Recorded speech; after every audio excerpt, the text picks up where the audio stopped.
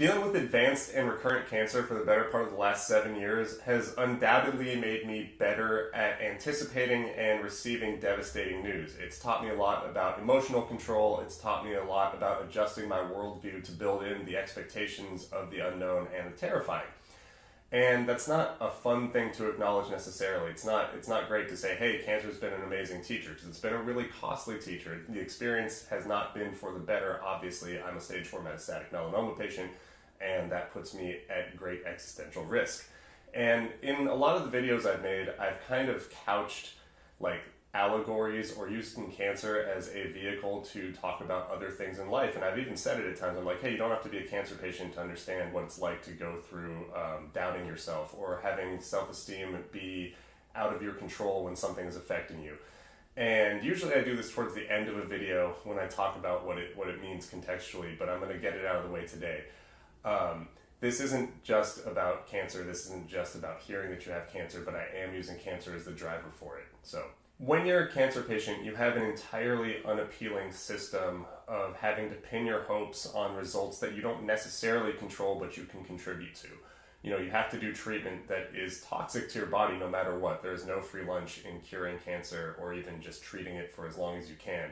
You have to do labs, you have to do scans, you have to augment your diet in most cases. You have to be scared of the sun, for example. There are plenty of things in your world that you just have to hope go right, and so you can have a longer life expectancy or a better quality of life.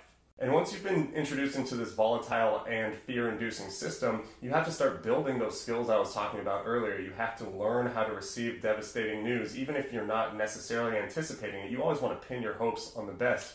But once you've been told you have cancer, you know what that feels like. I've been told that I have cancer 3 times. Well, actually, I've been diagnosed 3 times. Shit, I've been told I have cancer thousands of times. When I'm thinking about planning for retirement in the shower, my brain goes, dude, you have cancer. Why are you thinking about that? But anyway, many times with cancer, even an advanced diagnosis like mine, I have stage 4 melanoma that's recurred twice. That's among the deadliest diagnoses that you have, and I will acknowledge that I've been super fortunate to stay as healthy as I have for as long as I have. Cancer does lead to death often, but it's usually not immediate or imminent death. You aren't put down in a side room, and you know, the tree of bad options just widens a lot. You get to look at what your mortality is like on a much more narrow spectrum for a lot of it, and there are cancers that are hyper-treatable and very curable, but you know, if you're really worried about things, it's probably because you have a tough diagnosis. It's something that you hear and you go, my life is changing. And that's not to downplay anyone's cancer situation or the mental health strife that goes with it. If you've been diagnosed with the most treatable and curable cancer, you have the same existential fear that I do as someone who has gotten through metastatic cancer multiple times into remission. The cloud is always there. It always looms over your life. The weight is large. And we know that stress is just as much a killer as anything else. It's a fucked up way to live. And getting through a disease like cancer or dealing with it on a recurrent basis often has collateral damage, whether it's to your own financial ecosystem or your mental health, or more heart-wrenching is when it affects people that you love and care about, but you can't do anything to really change the way that your situation or the greater situation affects their well-being.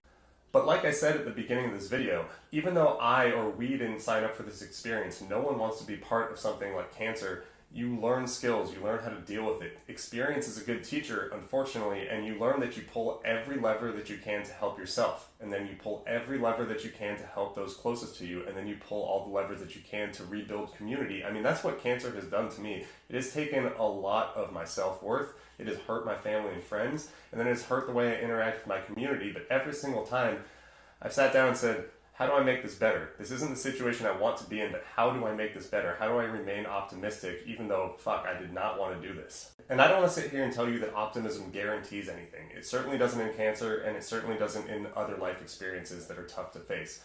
But optimism can get you to sit down in front of a camera and just talk about your feelings as it relates to the situation and learn that you can build community from that. You can get feedback from people who have gone through similar situations and understand that yeah, you're in a tough spot and maybe the world feels like it's about to end, but it probably isn't imminently, and there's a lot you can get out of it in the time that you have.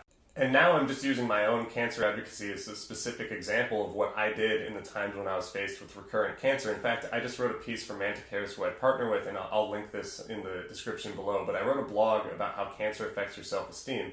And when I was writing it, I decided to ask a few people, that I know online who have dealt with cancer, how it's affected their self-esteem. And some of the perspective I got from them was incredible. It got me to sit there and say, man, I've been through so much of this and I've told so many people about my experience, but I'm still learning. I'm still learning mechanisms and levers I can pull. And so when you can apply that to life as a whole, I think, the ability to find optimism in learning from other people and assessing your situation and saying, how do we try and move forward even though we know nothing is guaranteed? I think that form of optimism is always going to be healthy no matter how dire the situation seems. So right now, if you're feeling shocked or despondent or depressed about cancer or any other situation in the world, I get it. And I'm not telling you I have a solution that's better than remain optimistic and pull all the levers that you have so you can try and move forward the best way possible. That's all we can do. Sometimes the choices that we're given are face a terrifying unknown, face a new chapter in life with bravery and optimism, knowing that it could go badly, or just accepting the worst and giving in to defeat. And that's not ever how I want to operate. I'm always going to be hopeful. I'm always going to hope for the best while knowing that there is something lurking and we can try and move forward. So I hope that this has meant something to you. I hope that even if you're feeling down about a situation, we try and move forward. That's all I have for today. Thanks for tuning in, and I'll see you next time. Bye.